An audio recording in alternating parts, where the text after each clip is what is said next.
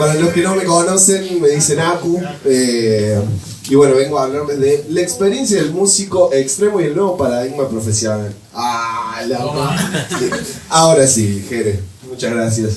Bueno, primero vamos a ponernos un poco en contexto. De lo que quería hablar al principio es de cómo ha cambiado el mercado por lo que lo conocíamos antes. Cuando yo ingresé a la escena del metal extremo de Córdoba, era más o menos el año 2010 y estaba empezando a cambiar y a formarse este nuevo mercado que conocemos ahora. Como puntos para destacar de aquellas épocas era que los sellos seguían en auge, o sea, básicamente las bandas que más éxito tenían eran las que estaban en algún sello grande como Nuclear Blast, Roadrunner o alguno de los que estuvimos nombrando en las charlas. Y bueno, básicamente eso era lo que te conseguía una gira, discos de calidad, etc. Por otro lado, las bandas de la escena de acá de Argentina, al momento de grabar un disco de calidad era bastante complejo porque, como ya dijo Chino, la falta de profesionales que había en esa etapa especializados en el género era prácticamente nula, y no solo los profesionales sino que los lugares preparados para el estilo, porque no es lo mismo la sala para grabar una banda, qué sé yo, stoner, donde seguramente estén todos los músicos en la misma sala grabando al mismo tiempo, con la comparación con una banda extrema que tratamos de que sea lo más limpio y prolijo posible, en el sentido de que es una música que lleva mucha información dentro suyo. Entonces, bueno, las prestaciones de un lugar tampoco eran algo que tenían a favor las bandas. Por otro lado, las redes sociales no tenían las funciones y el alcance que tienen el día de hoy. En esa época, cuando austeramente podrías grabar tus temas, los subías a una página que se llamaba MySpace. Los más antiguos lo recordarán. Que bueno, era muy limitada, nada que ver con las facilidades que tenemos las bandas y los músicos ahora para mostrar nuestro material.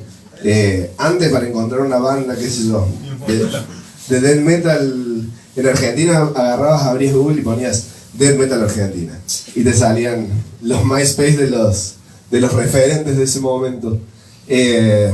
Ni hablar que no tenían ninguna de las herramientas que tienen las redes sociales hoy, hablando de publicidad y difusión, ¿no? Y por otro lado, la autogestión lentamente comenzaba a asomar la cabeza. Había bandas autogestionadas, claramente, pero sabemos que los resultados no son los mismos que puede llegar a tener una banda autogestionada ahora. Primero, por las facilidades que tenemos de hacer llegar nuestro material al otro lado del mundo en 3 clics nomás. Y hay que destacar, por ejemplo, el tema de los tags, que eso sumó muchísimo al momento de publicar tu material, porque vos con los tags correctos, si la persona ha estado escuchando música del género de tu banda, capaz le pareces en el inicio de un tipo en Kazajistán que de otra manera nunca te va a haber escuchado.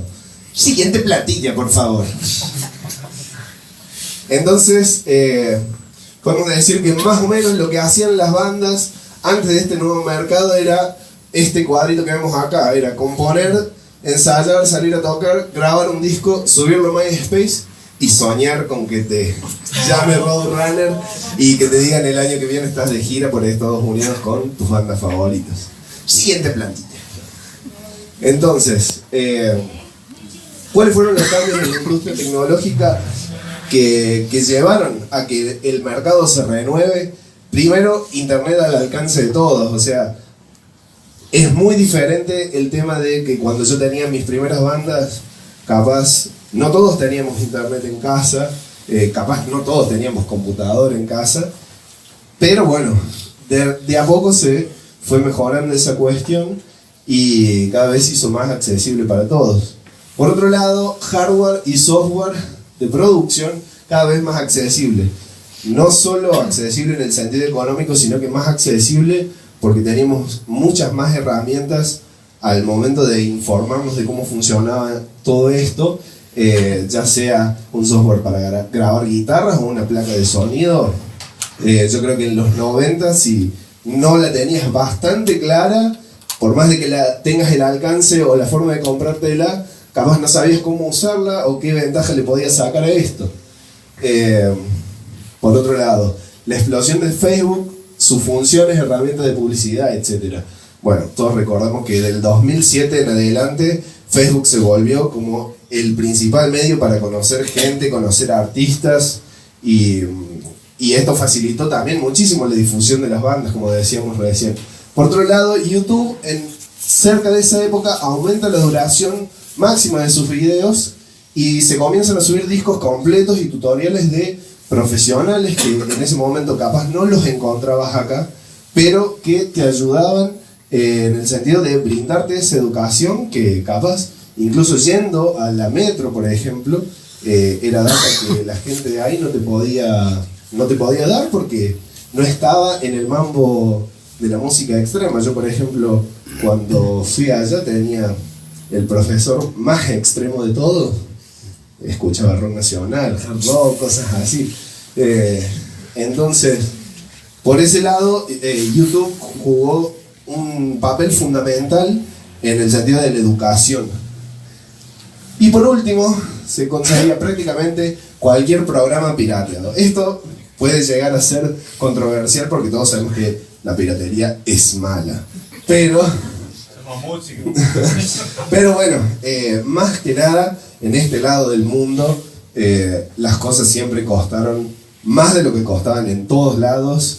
Y no solo que esto ayudó muchísimo a que las personas comunes y corrientes tengamos alcance a programas nuevos que nos ayudaron a desarrollar varios aspectos de la banda, no solo el grabarnos, sino los fotógrafos que empezaron a usar Photoshop, tal vez sin ni siquiera empezar a estudiar una carrera formal. Por ejemplo, del lado de la fotografía puedo llegar a hacer una memoria de cerca del 2010, no sé si recuerdan en el trending del deathcore, que estaba muy de moda, las fotos esas que eran como pinturas, que las editaban. Bueno, hasta que pasó eso en el exterior, hasta que llegó la información argentina de cómo lograr ese efecto, pasó mucho tiempo, y yo creo que los fotógrafos que se dedicaban profesionalmente a la fotografía en ese momento no estaban muy interesados en las bandas de deathcore ni en las bandas extremas. Pero bueno, no solo la fotografía, en cuanto a diseño, con Illustrator o audio, con Cubase, Nuendo, video, con Premiere, After Effects, Sony Vegas, se fueron desarrollando profesionales que tal vez no tenían la formación universitaria o de una carrera formal en ese momento. Siguiente plantilla. Bien. No. ¿Cómo traducir estos cambios en las bandas y músicos? Bueno, básicamente empezamos a grabar en casa, que eso cambió totalmente el proceso de composición de las bandas que supieron aplicar estos nuevos métodos. En mi caso en particular, puedo decir que antes de saber cómo grabar en mi casa, tal vez me ponía a tocar, se me ocurría un buen riff, y hasta el próximo ensayo lo practicaba y lo practicaba y lo practicaba y lo practicaba hasta memorizarlo para pasárselo a mis compañeros, y en el momento de llegar a la sala invertir tiempo en aprender el tema, y etcétera, etcétera. Bueno, todo esto cambió en el momento en que yo empecé a grabar mis canciones o mis ideas. En ese momento se las pasaba por Messenger a mis compañeros, y le decía, qué sé yo, les mandaba un videíto tocándolo, filmado con el celu o algo así, y para cuando llegábamos todos a la sala de ensayo ya sabíamos el tema o tenemos una idea básica. Entonces ahí ahorramos 40 minutos del ensayo y teníamos 2 horas para dedicarle a nuestro repertorio que ya teníamos y a desarrollar nuevas canciones y nuevas ideas. Por otro lado, surgen, esto que hablábamos de recién, cada vez más profesionales especializados o del palo. Chino, yo no sé si vos estabas recibido cuando arrancaste a grabar. Yo no estudié nunca. Nunca estudiaste.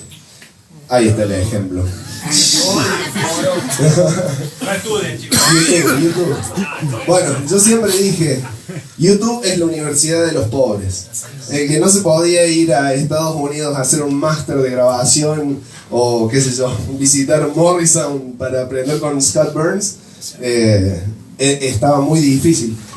Todo esto ayudó un montón a que las bandas se desarrollen no solo en lo musical, sino que en las cuestiones estéticas de la banda, que es un poco de lo que hablaba Ger en el momento de la visión.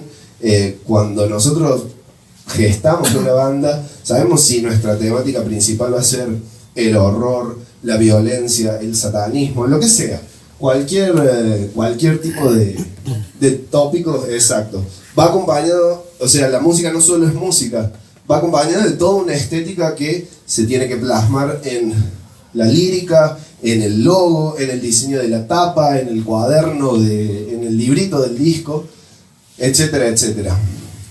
Por último, YouTube se llena de clases de profesionales de todo el mundo, donde podemos aprender técnicas, bla, bla, bla. Lo que leen ahí. Eso prácticamente.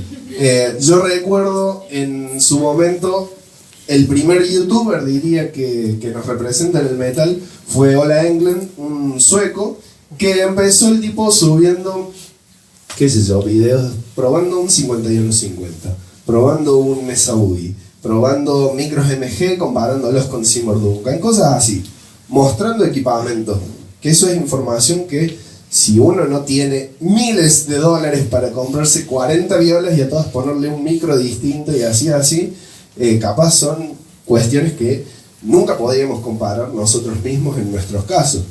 Entonces, siguiente plantilla.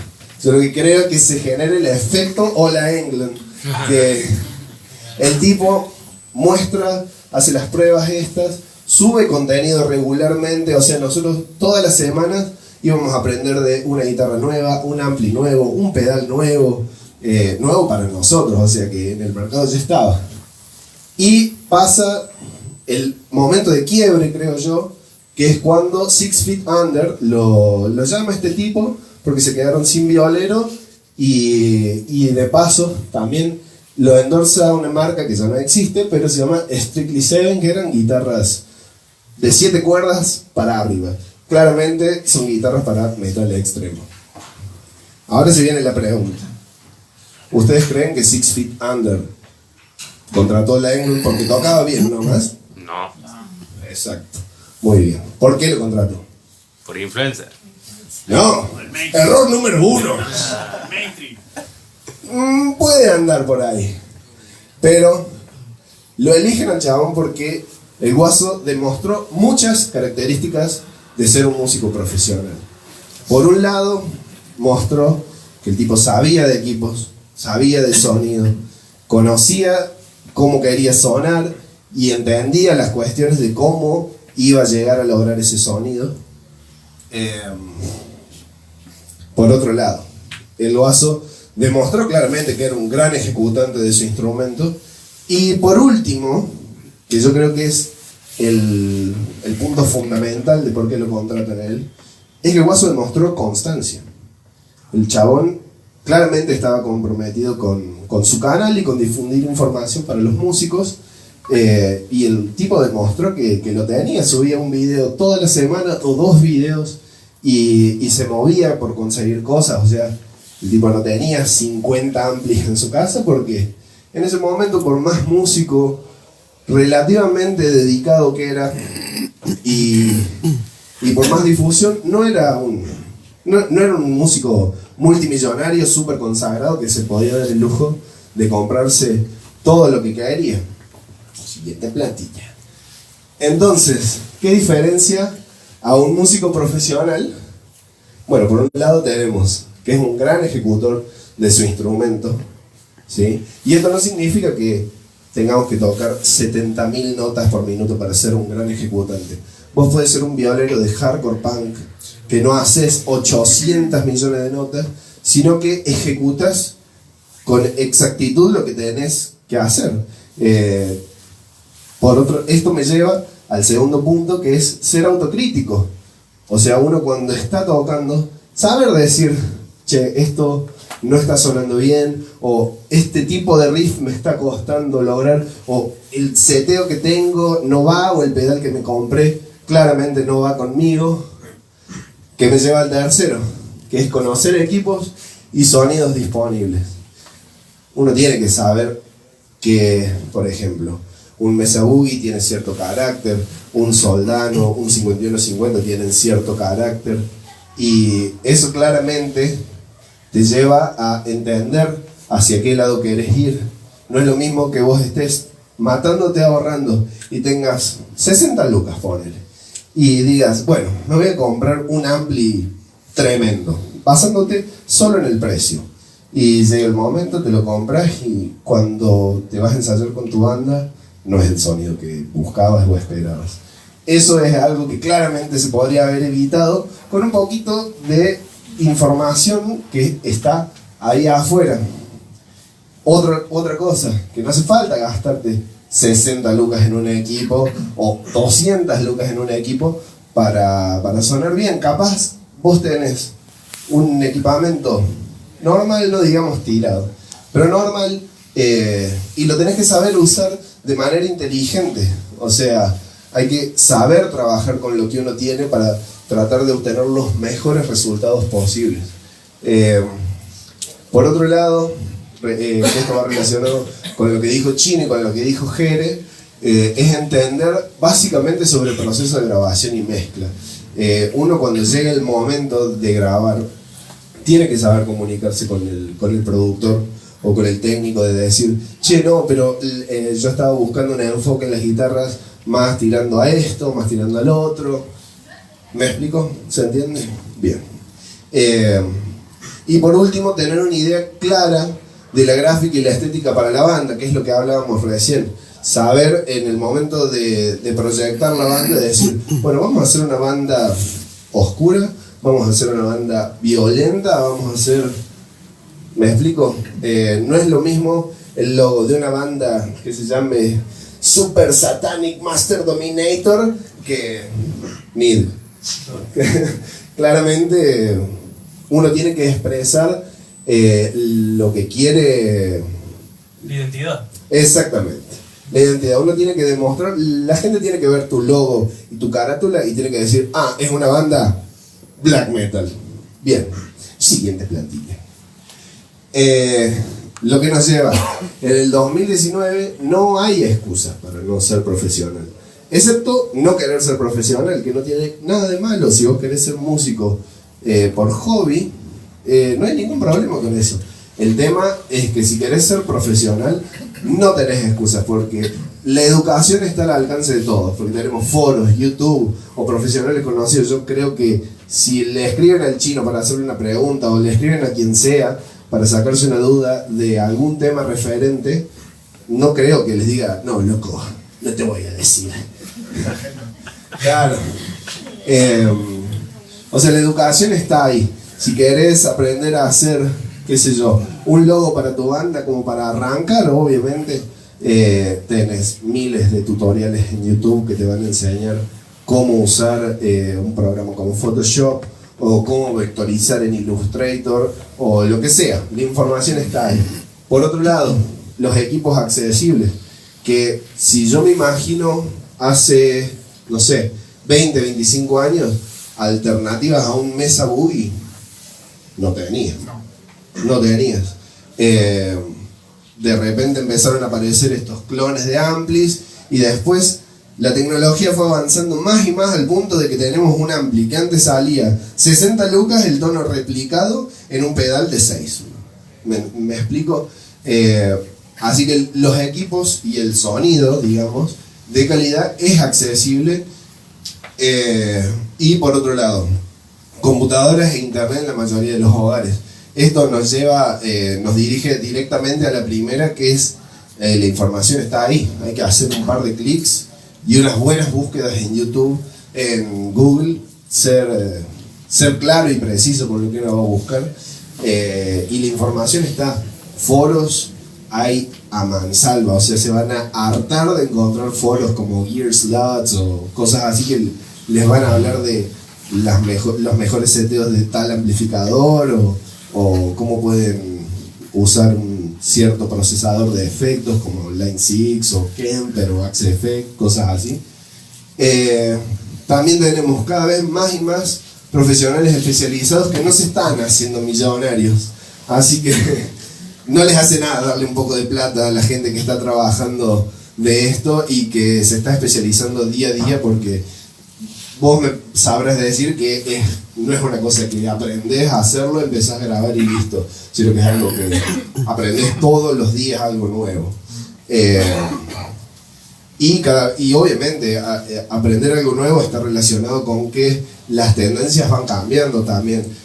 Lo que está bueno en el 2010 no va a ser lo mismo que esté bueno en el 2015, y eso requiere un montón de entrenamiento y aprendizaje de procesos nuevos. Por otro lado, las herramientas de publicidad en las redes sociales son accesibles y fáciles de usar. Hoy en día, chicos, con, no sé, yo creo que invertir 1.000 pesos en Instagram, tenemos una publicidad de la concha de su madre. Y si pensamos 1.000 pesos, en una banda de 4 son 250 pesos por cabeza. O sea, no es nada, Julio. O sea, gastar en otro medio tampoco. O sea, imprimir eso en folletos. Eso lo gastas en birra y lo no hace nada. Totalmente. ¿Quién no se gasta 250 en porrón un fin de semana? Algo que hay que aclarar de esto de las herramientas de publicidad es que también están los tutoriales de cómo usarlas en YouTube. O sea, si ustedes buscan cómo hacer una campaña de publicidad en Instagram o en Facebook, claramente van a tener montones de tutoriales con información súper clara que los va a ayudar a que sus proyectos claramente exploten. Y por último, las plataformas para colgar nuestra música hay de sobra. Tenemos Spotify, tenemos Amazon Music, tenemos YouTube. O sea, para que la gente escuche o pueda acceder a nuestro arte, tenemos medios de sobra. No... Lo que cambió también, por ejemplo, con YouTube es el ejemplo más claro fue IA. IA fue una banda que encontró un canal de YouTube donde se movía el nicho de la música que hacían ellos, que es Stoner Meadows Doom. Subió el EP ahí y ese es el EP, pero por lejos y muy zarpadamente lejos, que más escucha tiene en Córdoba, que creo que tiene 400.000 vistas o 600.000 vistas. Sí. 600.000. Y de eso se traduce a que ellos subieron su material en Bandcamp a ventas. Entonces de esos 600.000 creo que tienen, no sé, 250 personas que le compraron el material en dólares.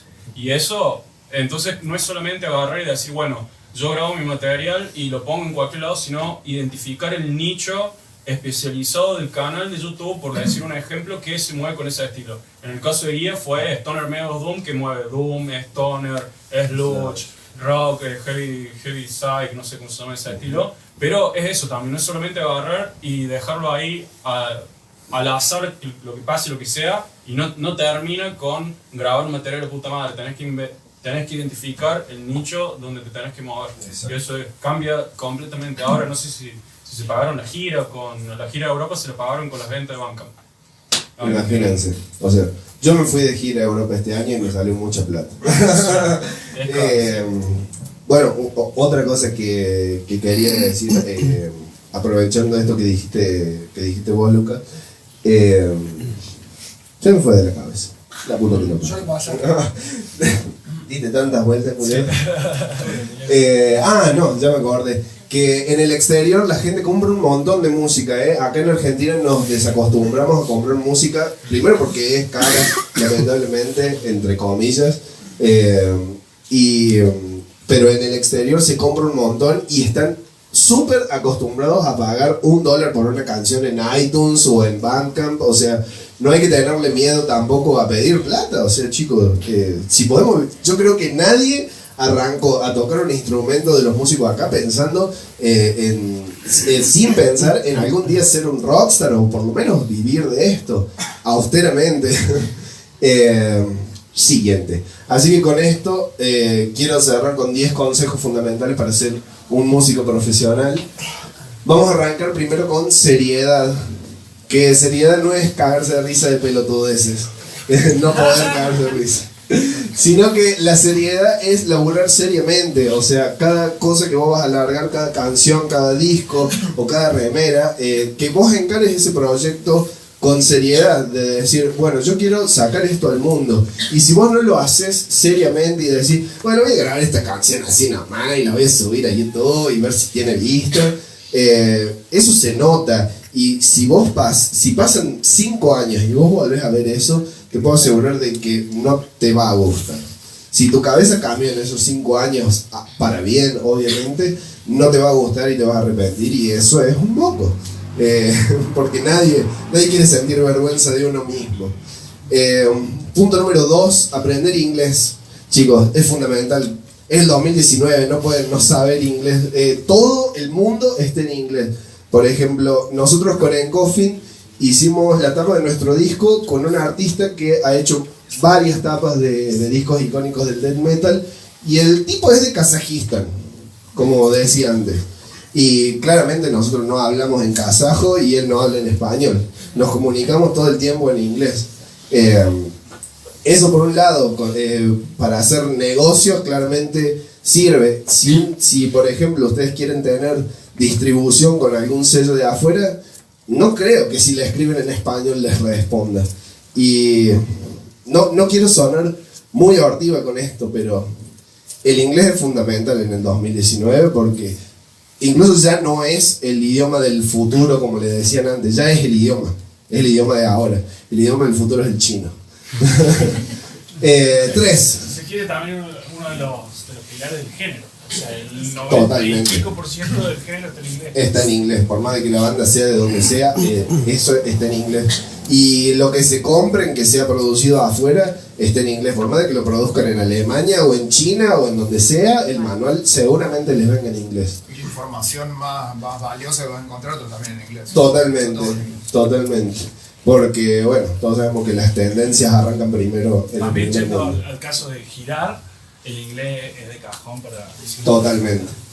Nosotros en la gira nos fuimos con un bajista que no hablaba inglés, o sea, hablaba muy poquito, y les puedo asegurar que las cosas que hemos pasado o que hemos entendido el contexto hablando en inglés, los que hablábamos inglés, los que no hablaban inglés, le faltó eso. No digo que no la pasaron bien, pero si sabes inglés te vas a volver con un par de anécdotas más capaz.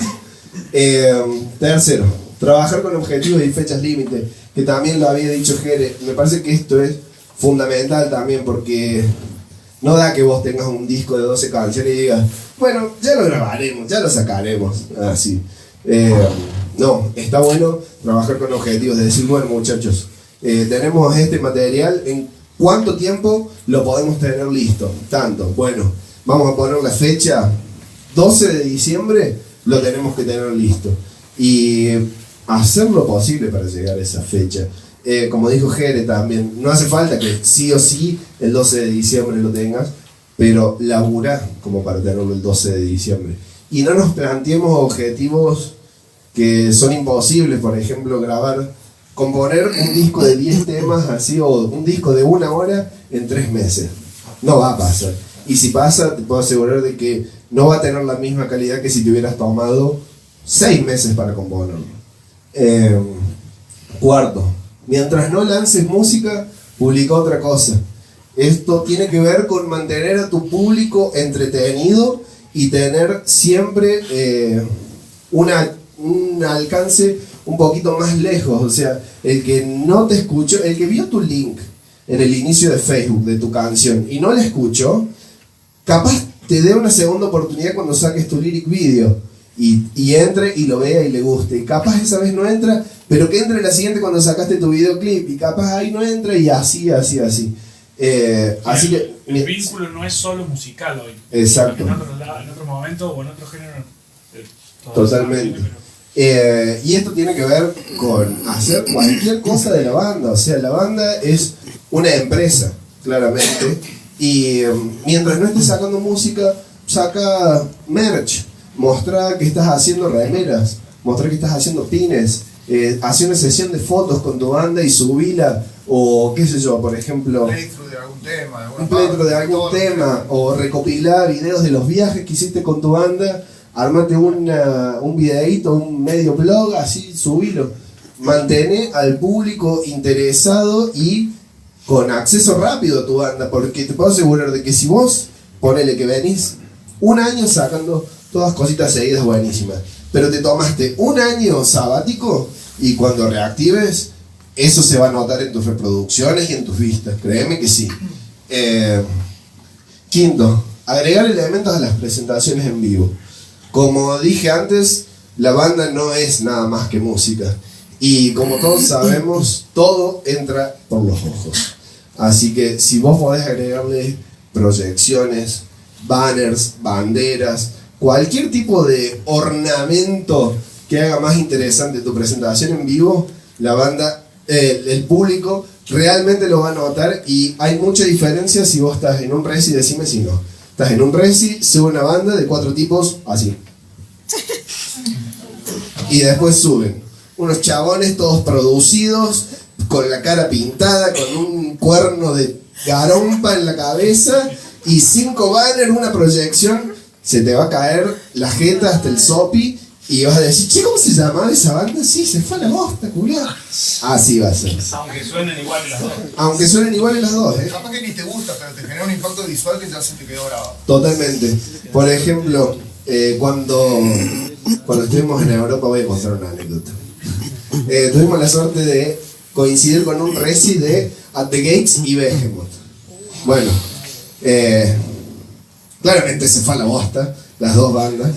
Pero At the Gates fue onda, los 5 tipos en el escenario tocando y una proyección que decía At the Gates atrás. Nada más. Behemoth, mi amor. No, fue terrible, boludo. Tenían proyecciones, no una, sino que tenían una al centro y 2 a los costados que iban como combinándose de una manera muy flayera. Tenían lanzallamas. Nergal hacía 2 canciones y venía con un atuendo diferente. Los tipos, que es el bajista, el clon de Jere, agarraba, se tomaba un trago de agua y lo escupía para arriba y te genera cosas. Y claramente At the Gates estuvo mortal, pero me acuerdo todo el reci de Behemoth. A mí me tocó compartir un escenario con ellos y ellos tienen un equipo de producción. Primero que lo mantienen hace muchos años, o sea, la banda no son ellos solamente, sí. Y segundo que están en cada detalle, o sea, desde Sí. los iluminadores al sonidista hasta los asistentes de batería. Llegaron a ser la banda de extrema número 1 desde hace un tiempo, a base de constancia, de mucho sacrificio, una banda que no ha parado nunca de crecer, pero también Y no renunció el género tampoco. nunca de tocar. O sea, No. ha tocado, nosotros con el Chino tuvimos la oportunidad de verlo la primera vez en Cemento, que éramos muy poco, y al otro año vino, o sea, es fundamental el tema de la constancia, en este caso, para conseguir objetivos. Totalmente. Y bueno, y parte de eso que decimos de las presentaciones en vivo, el impacto visual se graba en la memoria de la gente. Así que si tu banda tiene algo para mostrar, aparte de la música, mostralo y subalo también a la estética, que es algo que hablamos antes. Sexto punto es encontrar tu sonido.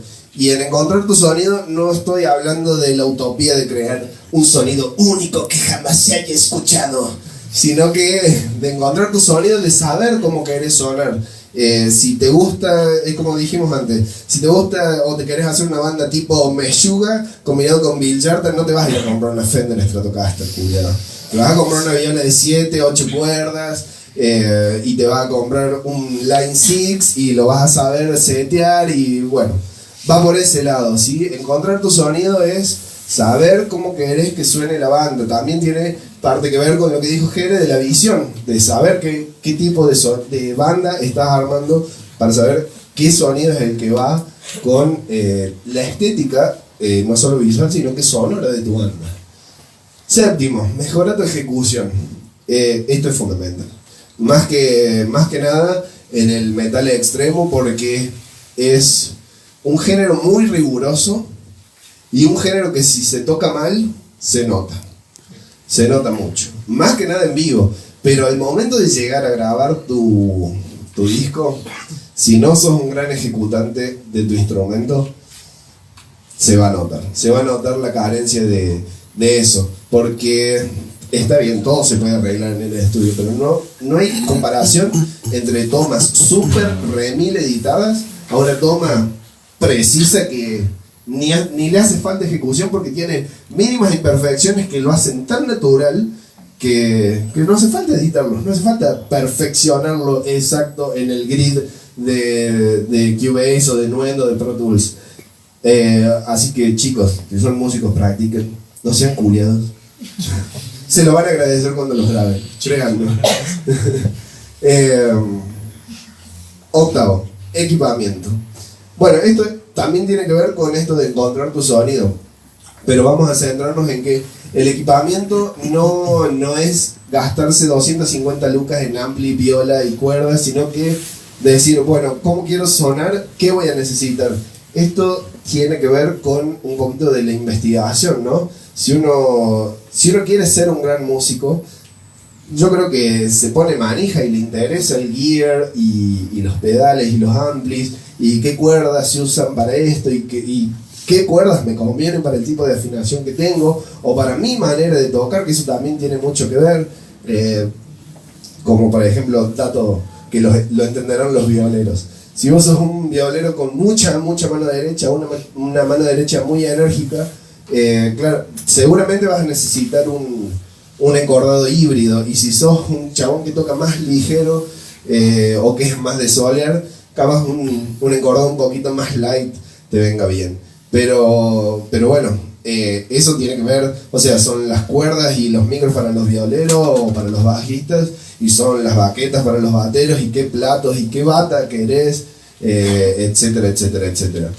Noveno es aprender a preproducir un disco, que esto se deben haber hartado de escucharlo ya a esta altura de la charla, pero si se lo repetimos tanto es porque realmente hace una diferencia. Porque en la preproducción saltan muchas cosas que no te conviene que salten en el estudio, porque en el estudio te salen plata, básicamente. Y si te salen plata, te vas a encular con el otro integrante que lo hizo mal o lo que sea.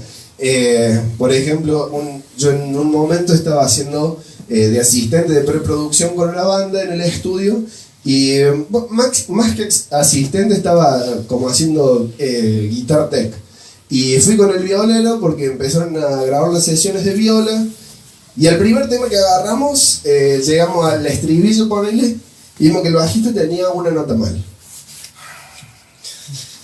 Fue como, una nota, boludo. ¿Qué le costaba aprenderse? O sea, ¿cuánto tiempo estuvieron ensayando este tema como para que nadie se dé cuenta de que el vaso lo estuvo tocando mal todo el tiempo? O sea, ese es un error que claramente salta la ficha en la preproducción. Y si sos el integrante de tu banda que se está poniendo la 10 y está gestionando este tema de la preproducción, también tenés que estar bicho y atento de que estas cosas no pasen, y tratar de evitar que estos ¿cómo se diría?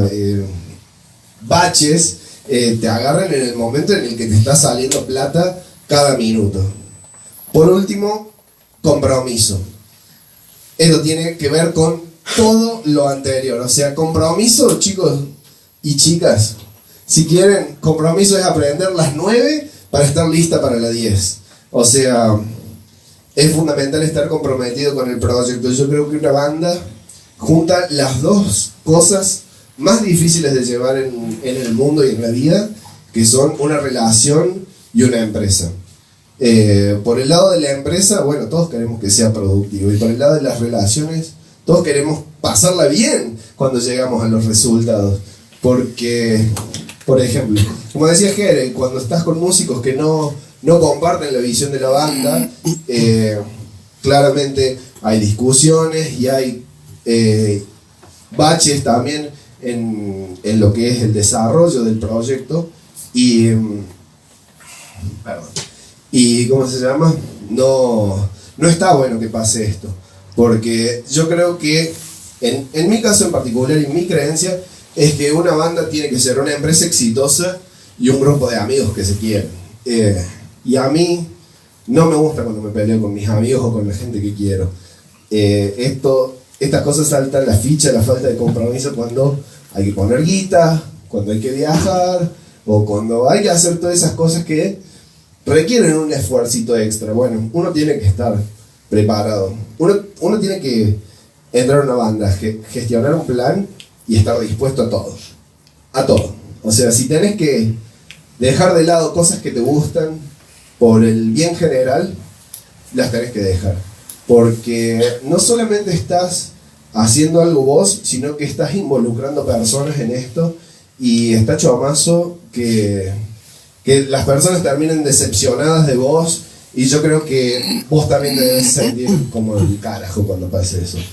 Para cerrar, gente, tengo que tirar los chivos. Así que estoy haciendo asistencia en preproducción, dando clases de guitarra y lo que busquen, muchachos, toda la información que necesitan aprender, me siguen en Instagram y se suscriben en mi canal de YouTube, AcuDetGP. Los espero. Gracias por la atención.